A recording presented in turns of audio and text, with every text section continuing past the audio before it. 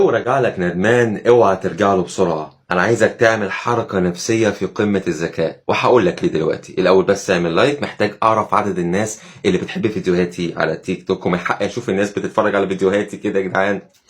خلينا في البداية أقول لك لما يرجع لك ندمان دي ليها 3 سيناريوهات واحتمالات نفسية محتملة.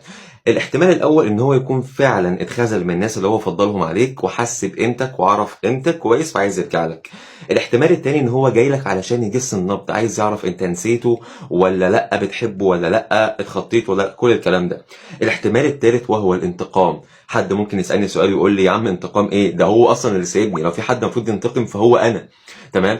فعايز اقول لك بس حاجه صغيره، ان في ناس عندها الايجو بتاعها عالي، حتى لو هي اللي ثابت فهي عايزه تشوف الشخص اللي ثابته ده يفضل يحاول علشانها ويتذلل لها ويتمنى ان هو يرجع تاني. فانت لما تتخطى الموضوع وتشوف حياتك هيتجن. ما ينفعش انا اسيب والاقي نفسي خلاص الطرف مصدق، لا هيفضل يحاول علشان يخليك انت، يعلقك بيه تاني فترجع له فيسيبك تاني عشان يشوفك وانت ضعيف اكتر من الدرجه الاولانيه.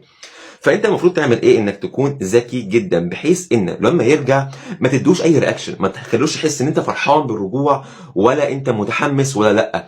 علشان فاكرين الثلاث احتمالات، ان اول احتمال لو انت خليت نفسك معتدل في الوسط، ما تدوش اي كلام يحسسه باي حاجه، كنت غامض معاه، ساعتها هتجيب اخره وهتعرف هو راجع ليه. الاهم من هو يرجع لك انك تعرف هو راجع ليه. كونك حطيت ايدك على النقطه اللي بتخليه يرجع علشانها، ده هيخليك تمشي في العلاقه بعد كده لو قررت ترجع بشكل احسن، انك عرفت نقطه ضعف.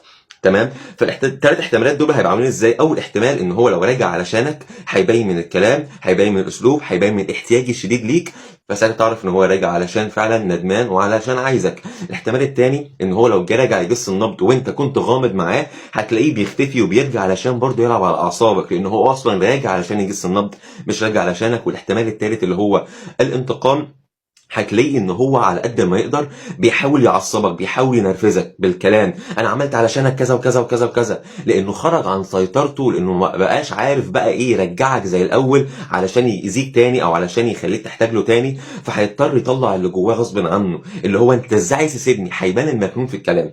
فالفكره كلها علشان نلم الموضوع ده باختصار، ما تفرحش بالرجوع قوي، خليك تقيل ورزين وهادي واسمع الكلام اللي بقولك عليه ده، هتلاقيه بيحاول علشانك، وساعتها هيبان فعلا هو راجع علشان ايه.